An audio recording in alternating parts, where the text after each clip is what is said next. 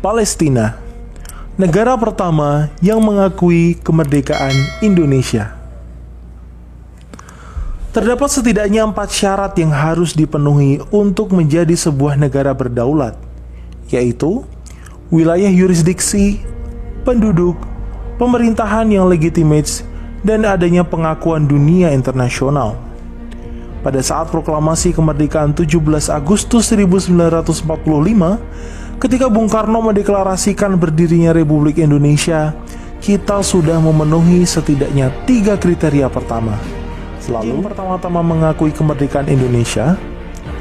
Dalam salah satu buku ziarah sejarah mereka yang dilupakan karya Hamid Nabhan yang diterbitkan baru-baru ini, disebutkan bahwa setidaknya 10 negara pertama yang menyatakan dukungannya dan mengakui kemerdekaan Republik Indonesia adalah negara-negara Islam di kawasan Afrika dan Timur Tengah. Negara-negara tersebut adalah Palestina, Mesir, Libanon, Syria, Irak, Saudi Arabia, Yaman, juga menyusul Afghanistan, Iran, dan Turki. Dikisahkan oleh Hamid Nabhan, pada tanggal 17 Agustus 1945, bangsa Indonesia memproklamasikan kemerdekaannya, tapi dunia internasional belum ada yang mengakui kemerdekaan tersebut. Padahal, pengakuan dunia internasional adalah syarat bagi eksistensi sebuah negara. Ketika itu wilayah Indonesia sedang terjadi kekosongan kekuasaan setelah Jepang menyerah pada sekutu.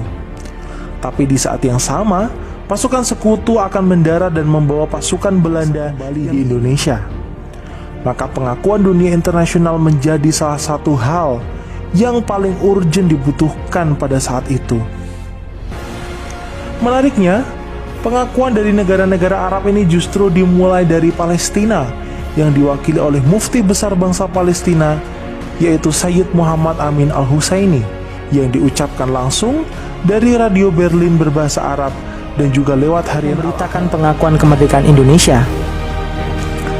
Menurut Hamid Nabhan, pengakuan Palestina ini sebenarnya sudah dilakukan secara de facto setahun sebelum Indonesia merdeka, tepatnya di tahun 1944 yang bertepatan dengan janji manis yang dikeluarkan Jenderal Kuniaki Koiso, Perdana Menteri Jepang, untuk memberi kemerdekaan terhadap Indonesia.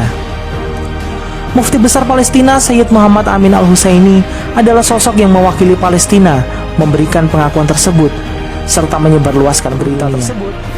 Pengakuan kemerdekaan ini kemudian diikuti oleh Mesir yang diwakili oleh Konsul Jenderal Mesir di Mumbai, India, yaitu Muhammad Abdul Mun'im, yang datang di ibu kota Republik Indonesia, Yogyakarta.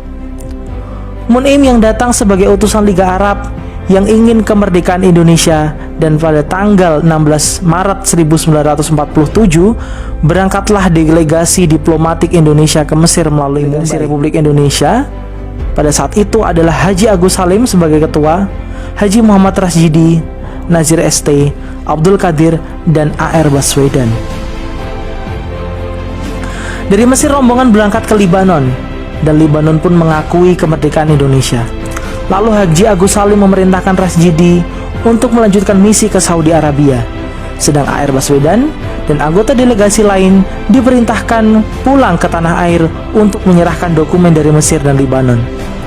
Rasjidi berangkat ke Saudi menemui Raja Abdul Aziz Al Saud serta sambutan yang luar biasa dari kerajaan Saudi Arabia. Raja Abdul Aziz berkata, "Nahnu la nata'akharu." Kami tidak akan ketinggalan untuk memberikan dukungan dan pengakuan untuk Indonesia. Maka di istana Raja Abdul Aziz menyerahkan surat pengakuan kerajaan Saudi Arabia terhadap kemerdekaan Republik. Peristiwa yang sangat bersejarah itu terjadi pada tanggal 24 November 1947. Lalu pengakuan kemerdekaan Republik Indonesia mengalir dari negara-negara Arab yang lain seperti Syria, Irak, dan Yaman. Terkait dengan dukungan bangsa Palestina, mereka tidak hanya sekedar memberikan pernyataan ataupun pengakuan semata, tapi juga bantuan konkret seperti yang dilakukan oleh Muhammad Ali Thohir, saudagar kaya Palestina yang saat itu menyerahkan uangnya di Bank Arabia dan berkata, "Semua kekayaan saya ini untuk menangkan perjuangan Indonesia." Tak heran jika bangsa Indonesia selalu ada untuk membela kemerdekaan Palestina dan memenangkan perjuangan mereka.